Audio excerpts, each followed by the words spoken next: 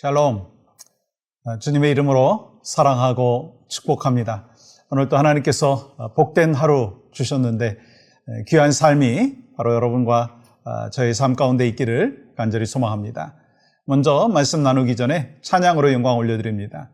찬송가 368장 주 예수의 은혜를 함께 찬양하겠습니다.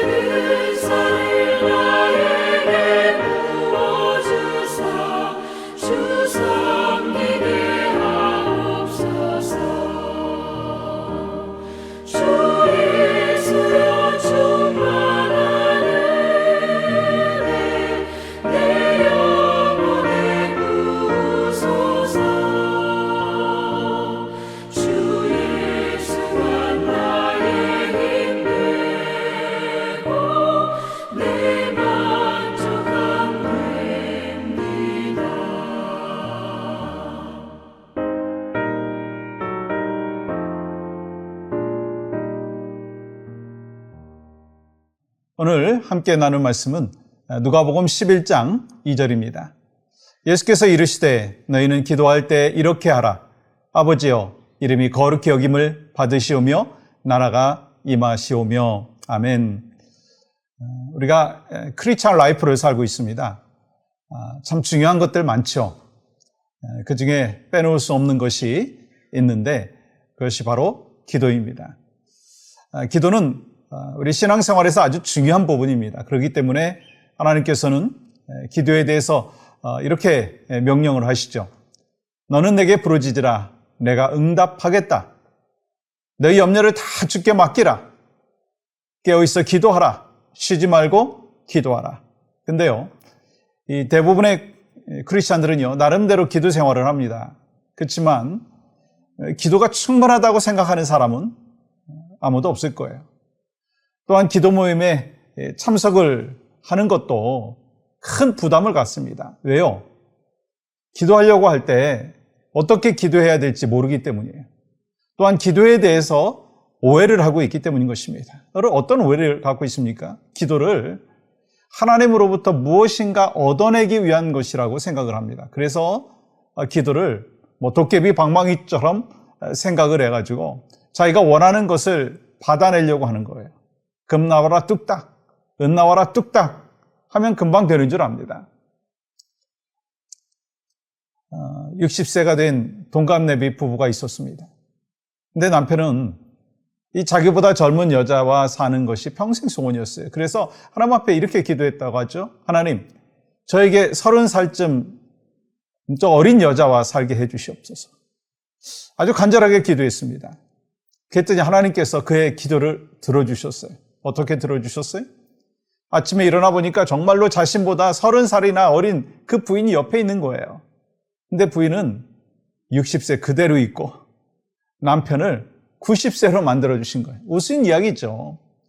근데 많은 사람들이 이렇게 기도를 도깨비 방망이로 생각한다는 거예요. 그래서 내가 바라는 어떤 것에 대하여 쭉 늘어놓습니다. 언제까지 들어주시옵소서. 이것만을 해주시옵소서.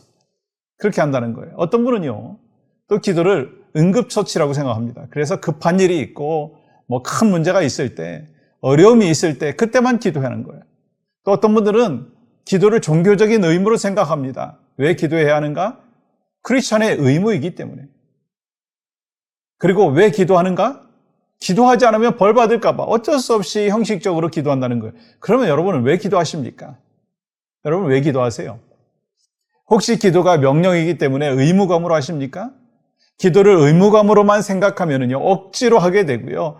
기도가 무거운 짐처럼 느껴질 수밖에 없어요. 근데 성경은 이 기도를 특권이요, 의무라고 말씀하셨어요. 요한복음 16장 24절 하반절에 보시면 구하라 그리하면 받으리니 너희 기쁨이 충만하리라. 우리가 무엇이든 구할 수 있는 것은 특권이고요. 또한 하나님의 뜻대로 구하는 것은요, 올바른 의무라는 거예요. 그러니까 기도는 의무만이 아니라 우리에게 주신 특권이라고 하는 거예요.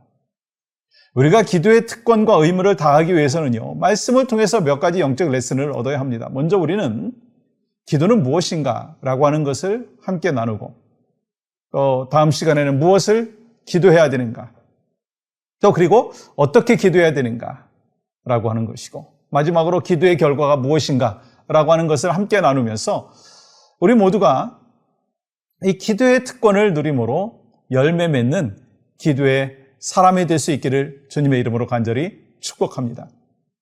그러면 기도는 무엇인가?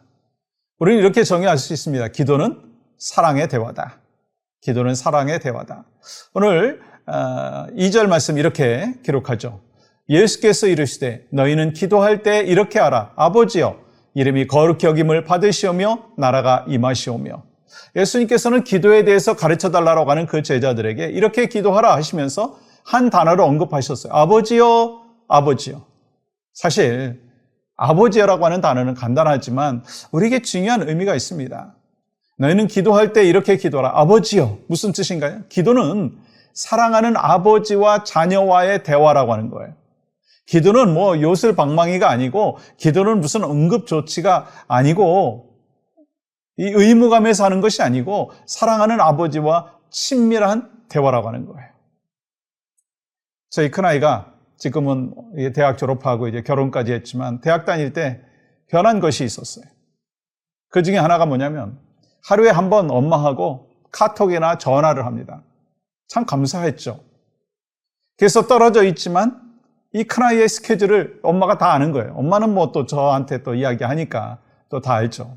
밥은 뭐 먹었는지, 룸메이트하고 어떻게 지내는지, 서클 활동은 어떻게 하는지, 아르바이트는 어떻게 하고, 인턴십은 어떻게 하는지, 시시콜콜 다 얘기하는 거예요. 그러면 아내는 이 교회와 집에 있는 이야기들을 또 다 합니다. 저녁은 무엇을 먹었는지, 동생은 어떻게 공부하고 있는지, 그리고 잘 챙겨 먹어라, 감기 걸리지 않게 조심해라. 쭉 얘기하죠. 여러분, 기도가 무엇인 줄 아십니까?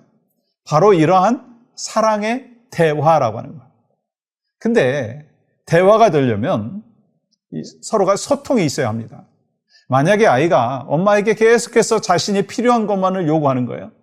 그리고 엄마는 계속해서 잔소리만을 한다면 여러분 그것이 대화가 되겠습니까? 한쪽이 일방적으로 말하는 독백이 될 수밖에 없어요. 그러므로 우리는요, 기도할 때 일방적으로 말하는 독백의 기도만 하지 말고 듣는 기도를 해야 된다는 거예요. 제가 무엇을 해야 되겠습니까? 저에게 원하는 것이 무엇입니까? 제가 어떻게 하기를 원하십니까? 주님의 뜻이 무엇입니까? 기도하면서 그런 것을 물어보는 거예요. 여러분, 기도는 하나님 앞에서 말 많이 하는 것이 아니라 기도는 하나님 앞에 나아가서 함께 시간을 보내는 거예요.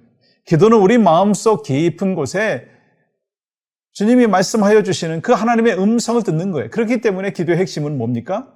듣는 데 있다고 하는 거예요. 유창하게 말해갖고 하나님을 감동시키고 설득시키는 것이 아니라 겸손하게 무릎 꿇고 하나님의 음성에 귀를 기울이는 것이 바로 기도 잘하는 것이라는 거예요. 그래서 우리에게 필요한 건 뭡니까? listening, 듣는 훈련이에요. 주님이 무슨 말씀하는지 분별할 줄 아는 그 듣는 훈련이 필요하고, 그리고 분별할 줄 아는 그 은혜가 있는 그 삶이 바로 여러분과 저의 삶이 되기를 간절히 소망합니다. 여러분, 기도가 뭡니까? 아버지 하나님이신 그 주님과 사랑의 대화를 하는 거예요. 그래서 내가 주님 앞에 올려드리고 주님이 나에게 말씀하시고 그러한 사랑의 대화가 바로 여러분과 저에게 날마다 있기를 간절히 소망합니다. 그때 하나님이 우리에게 가장 필요한 것을 주시고 우리는 깨닫게 해 주심의 은혜가 있는 줄 믿습니다. 우리 함께 오늘 합심해서 기도할 때요, 종교적이고 형식적이고 습관적인 모습에서 벗어나게 하여 주시옵소서. 겸손함으로 예배하는 우리 모두가 될 수 있도록 주여 도와주시옵소서. 또한 교회 안에 있지만 구원에 확신이 없는 영혼들이 있습니다. 주님 만남으로 확신 있는 삶을 살 수 있도록 주여 도와주시옵소서. 오늘 또 그러한 기도가 또 여러분과 저에게 있기를 원합니다. 하나님, 오늘 또 살아서 역사하시는 신실하신 하나님을 깊이 경험하며 체험하는 복된 하루, 우리의 인생의 여정 될 수 있도록 인도하여 주시옵소서. 예수님의 이름으로 기도합니다. 아멘.